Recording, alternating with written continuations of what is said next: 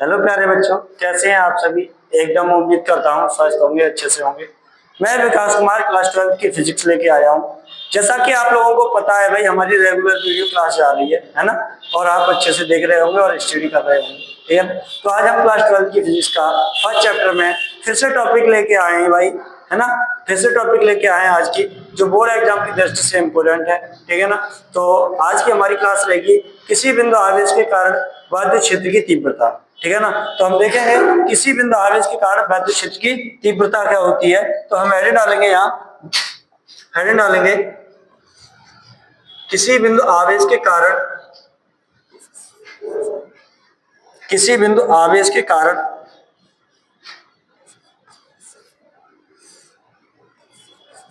किसी बिंदु आवेश के कारण,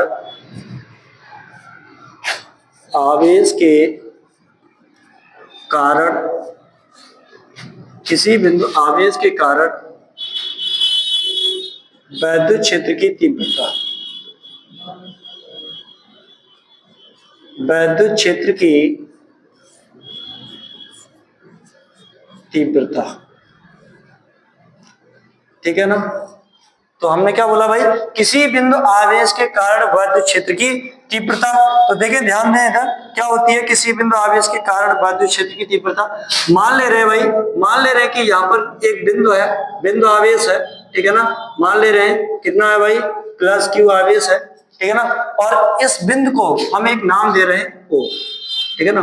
मान ले रहे हैं बिंदु ओ पर प्लस क्यू कूलम आवेश है, ठीक है ना। अब भाई प्लस क्यू कूलम आवेश है तो आपको पता होगा इसकी चारों ओर क्या होगा भाई, विद्युत क्षेत्र होगा, है ना। तो इस बिंदु ओ से आर मीटर की दूरी चलना है, आर मीटर की दूरी कितना चलना है भाई, आर मीटर की दूरी, आर मीटर की दूरी पर आपको चलने के बाद एक लेना है बिंदु पी, एक लेना है बिंदु पी, एक बिंदु लेना है पी। और इस बिंदु पी पर हमें ज्ञात करनी है विद्युत क्षेत्र की तीव्रता, हमें ज्ञात करनी है विद्युत क्षेत्र की तीव्रता, ठीक है ना। इस बिंदु पी पर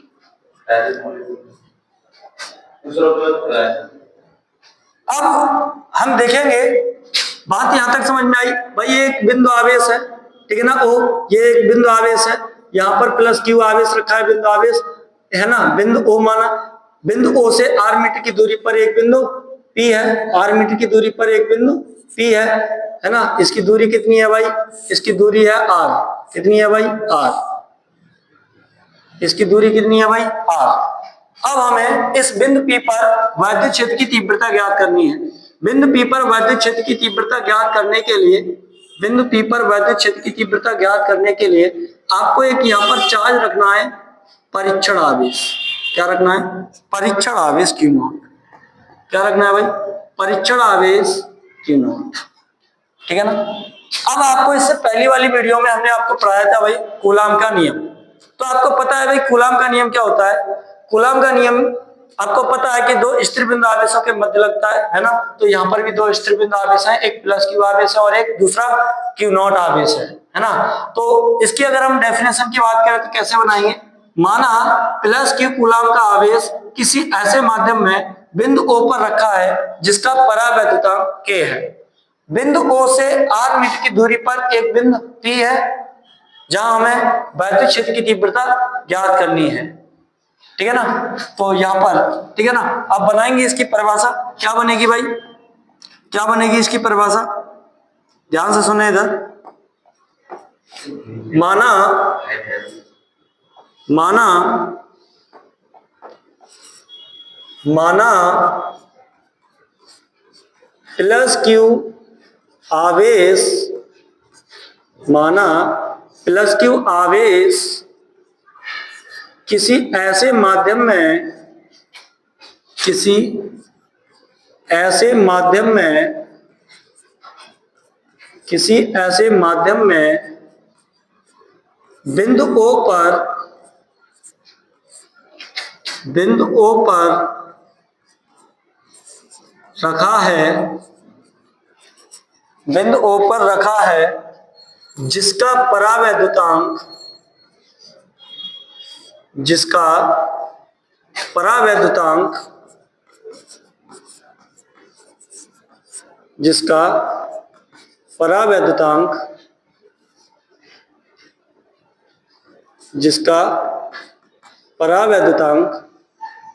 K है। बिंदु O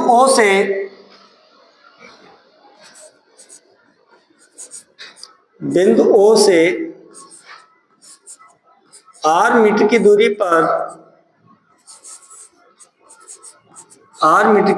पर एक बिंदु P है। एक बिंदु P है जहां हमें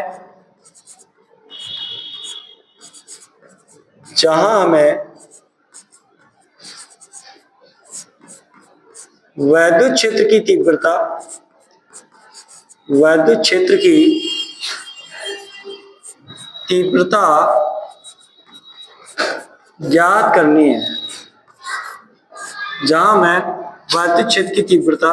ज्ञात करनी है। बात समझ में आई बेटा? हमने क्या बोला भाई, एक इस पॉइंट पर प्लस क्यू आवेश है ना, प्लस क्यू आवेश को बिंदु O से r मीटर की दूरी पर एक बिंदु क्या है भाई, P है, जहां पर परीक्षण आवेश क्या रखा है, Q नॉट। तो हमने इसकी परिभाषा क्या बनाई बेटा, यहीं से इसकी परिभाषा जानी कि भाई प्लस क्यू कूलाम आवेश जो है किसी ऐसे माध्यम में बिंदु O पर रखा है भाई, जिसका परावैद्युतांक क्या है भाई, K है। परावैद्युतांक को किससे रिप्रेजेंट करते हैं, यानी किसी ना किसी माध्यम में रखा होगा, है ना। तो इसलिए उस माध्यम का हमने परावैद्युतांक माना है K। बिंदु O से r मीटर की दूरी पर एक बिंदु P है, ठीक है ना, जहां पर हमें वैद्युत क्षेत्र की तीव्रता ज्ञात करनी है। बिंदु P पर एक परीक्षण आवेश रखा है, तो यहाँ पर बेटा प्लस क्यू आवेश के कारण इस परीक्षण आवेश पर जो बल लगेगा वो कूलाम के नियम अनुसार लगेगा, है ना। तो लिखेंगे हम यहाँ पर यही बात कि भाई प्लस क्यू आवेश के कारण परीक्षण आवेश Q नॉट पर लगने वाला बल कूलाम के नियम अनुसार होगा। तो वही बात है, प्लस क्यू आवेश के कारण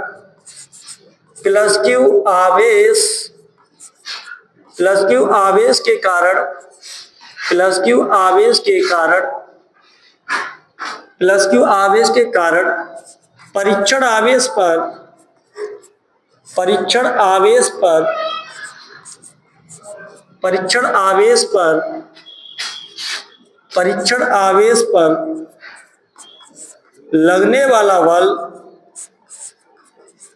लगने वाला बल कूलाम के नियम अनुसार होगा।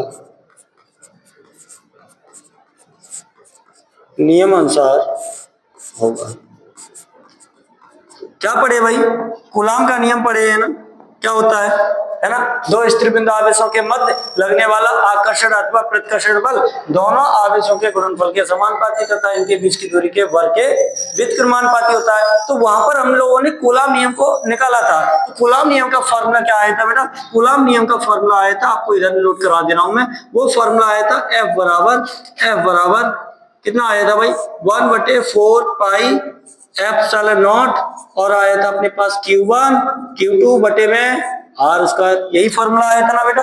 ठीक, अब हमने क्या बोला भाई कि जो प्लस क्यू चार्ज है इसके कारण इस परीक्षण आवेश पर जो बल लगेगा वो कूलाम के नियम अनुसार होगा। तो लगाते हैं तो कितना बल आएगा भाई, F बराबर क्या होता है भाई, कूलाम का नियम 1/4 पाई एप्सिलॉन नॉट, है ना।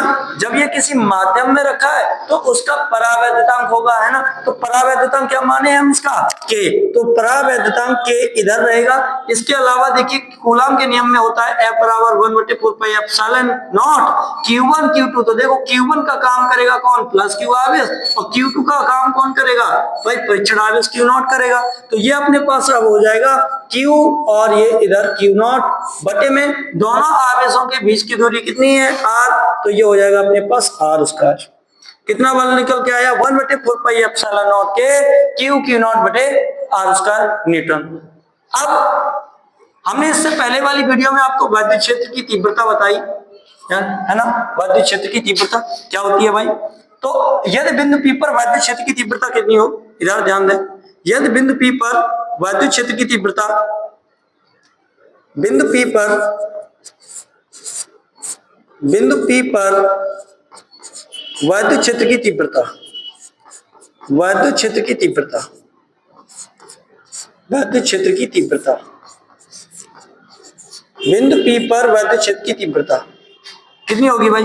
बिंदु P पर वैद्युत क्षेत्र की तीव्रता, आपको हमने फॉर्मूला पढ़ाया था, E बराबर होता है F अपॉन में Q नॉट। क्या होता है भाई? E बराबर होता है F अपॉन में Q नॉट। E बराबर क्या होता है भाई? F अपॉन में Q नॉट। आगे चले, यहां से देखो F का मान है 1/4 पाई एप्सिलॉन नॉट के Q नॉट बटे आर स्टार। इसको पुटअप करेंगे इस F के स्थान पे, कितना आएगा भाई? कितना आएगा? E बराबर F अपॉन Q नॉट, क्या था भाई फॉर्मूला? F अपॉन में Q नॉट लगाओ। E बराबर F का मान क्या था भाई? 1/4 पाई एप्सिलॉन नॉट के, है ना, Q और Q नॉट बटे में क्या था भाई? R square.